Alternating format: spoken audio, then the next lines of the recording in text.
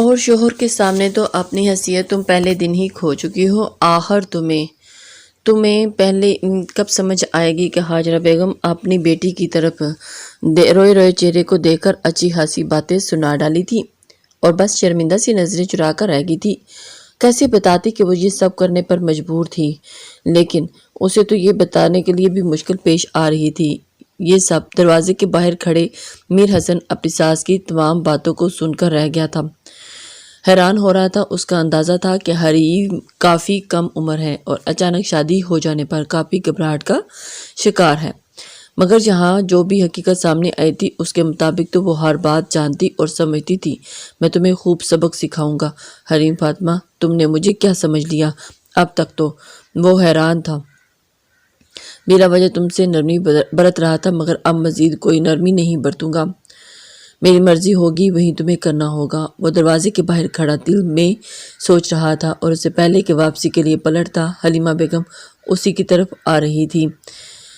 تم یہاں کیوں کھڑے ہو؟ میں تمہیں تمہارے گھر میں ڈھونڈ رہی تھی۔ حلیمہ بیگم کا انداز عجلت بھرا تھا۔ جی میں بس اپنی ساس سے ملنے آیا تھا، اب واپس جا رہا تھا۔ خیریت؟ آپ مجھے کیوں تلاش کر رہے تھے؟ اس کے چہرے کے تاثرات نامل کرنے کی کوشش کرتا مسکرا کر اپنی ماں کی جانب دیکھا تھا اور ان کے ہمراہ واپسی کے لیے قدم آگے بڑھا دیے تھے۔ یہ تمہارے بابا نے تمہیں شادی کا تحفہ دیا ہے، ہنی مون کے لیے سنگاپور کی ٹکٹس ہیں، لو اور خوب انجوائے کرو۔ لڑکی کو بھی اس قسم کے ٹرپس بہت پسند ہوتے ہیں، تم دیکھنا وہ بھی اپنی خوشی کو چھپا نہیں پائے گی۔ حلیمہ بیگم نے مسکرا کر اس کے چہرے پر چھائے تفکر کو کم کرنا چاہا تھا۔ آپ نے تو میرے دل کی بات کر دی ماں، میں بھی ایسے ہی کچھ پلان کرنے کا سوچ رہا تھا۔ میر حسن نے مسکرانا چاہا۔ سدا خوش رہو بیٹا، تمہاری زندگی میں کبھی کوئی پریشانی نہ آئے۔ حلیمہ بیگم اپنے بیٹے کے بال بگاڑ کر ہنستے ہوئے وہاں سے چلے گی۔ یہ دیکھو ہم 5 دن کے بعد سنگاپور جا رہے ہیں، وہ بھی پورے 3 ماہ کے لیے۔ پھر میں دیکھتا ہوں تم کیسے مجھ سے چھپتی پھرتی ہو۔ بہت نخرے دیکھ لیے میں نے، وہاں جا کر تمہیں کوئی رعایت نہیں دوں گا، سمجھی؟ اپنی ماں کے ساتھ دوپہر کے وقت گزار کر حریم جیسے ہی اپنے کمرے میں داخل ہوئی، میر حسن اس کی آنکھوں کے سامنے ٹکٹ لہراتے ہوئے اس کی چلاکی پر تمسخر اڑایا تھا۔ اتنے دور کیوں ہو؟ وہاں کیسے؟ میں حریم فاطمہ کے چہرے کا رنگ پھیکا پڑ چکا تھا اور وہ پریشان سی بے ربط جملے بولنے لگی۔ ہم مری چلتے ہیں، اور میری خواہش ہے اور ہمیشہ سے میری خواہش تھی کہ میں اپنی نئی زندگی کا آغاز مری کے حسین نظاروں کے ساتھ کروں گا۔ میں نے تو وہاں پر بھی جانے کے لیے پیسے بھی جمع کر رکھے تھے۔ وہ خشک لبوں پر زبان پھیرتے ہوئے سنبھل کر اپنے منصوبے بتانے لگی تھی۔ واہ، تم تو خاصی تیز لڑکی ہو، اتنے رومانٹک انداز میں پلان کر رہی تھی اور میں جانے کیا سمجھ بیٹھا تھا۔ اور کتنے روپ ہیں تمہارے، ہر بار حیران کر دیتی ہو۔ خیر ہمارے پاس 3 دن کا وقت ہے، ہم پہلے مری جا سکتے ہیں اور پھر واپس لوٹ کر وہاں چلے جائیں گے جہاں پر میری خوشی جڑی ہے۔ جی یہ ٹھیک رہے گا، آپ مجھ سے وعدہ کریں آپ غصہ نہیں کریں گے؟ وہ زبردستی مسکرا رہی تھی۔ ہم کل ولیمے کے بعد فوراً ہی نکل جائیں گے، بس 2 دن ہی رکیں گے، پھر واپس آ جائیں گے۔ تم اپنی ساری تیاری مکمل کر لو۔ میر حسن نے مطمئن ہو کر اس کی جانب محبت پاش نگاہوں سے دیکھا تھا۔ وہ مری کے حسین نظاروں میں کوئی بے پناہ حسین لگ رہی تھی۔ پہاڑوں کو دیکھ کر برف باری شروع ہونے پر اس کے چہرے پر اللہ کی خوشی دکھائی دے رہی تھی اور میر حسن اس کی بچکانہ حرکتوں سے محفوظ سا مسکرا رہا تھا۔ چلو لنچ کے لیے اس جگہ پر رک جاتے ہیں، آگے ہوٹل بعد میں چلیں گے، کیا خیال ہے؟ وہ موسم کی مناسبت سے کچھ دیر ان سیاحوں کے ہجوم میں گم ہو جانا چاہتا تھا۔ پیدل چلتے ہوئے 2 منٹ بھی نہیں ہوئے تھے کہ حریم کے سنیکر شوز ٹوٹ گئے۔ اوہ ہو، یہ تو ٹوٹ گئے ہیں، اب کیا کریں؟ یہاں پر کوئی موچی کی دکان تلاش کریں، اس کو سلائی کر کے گزارا ہوگا۔ اس نے سادگی کی انتہا کر دی۔ سلائی کروانے کی کیا ضرورت ہے؟ یہاں پر اتنی شاپس ہیں، ہم یہیں سے نئے شوز خرید لیتے ہیں۔ جو ایک بار ٹوٹ گئے ان کا کیا بھروسہ دوبارہ ٹوٹ جائیں گے؟ روز کسی موچی کو ڈھونڈ کر وقت ضائع کم رہ جائے گا، ہمارا وقت بہت قیمتی ہے۔ اس نے مانی ہیزی سے حریم کی جانب دیکھا اور شوز کی شاپ کی جانب بڑھ گیا تھا۔ اس روز مری مال روڈ پوائنٹ پر کافی رش تھا۔ جانے شوز دیکھتے دیکھتے وہ دونوں الگ ہو گئے۔ پہلے تو میر حسن نے خیال ہی نہیں کیا، مگر ایک بار نفیس سی سینڈل کو دیکھ کر اس کو بے اختیار حریم کے دودیا پیروں کا خیال آیا، تو پھر رک گیا۔ اور سینڈل تو لگتا ہے تمہارے پیر کے لیے ہی بنی ہے، اس کا سائز وغیرہ چیک کرے، وہ اپنی ہی دھن میں بولتا جا رہا تھا، مگر جواب نہ پا کر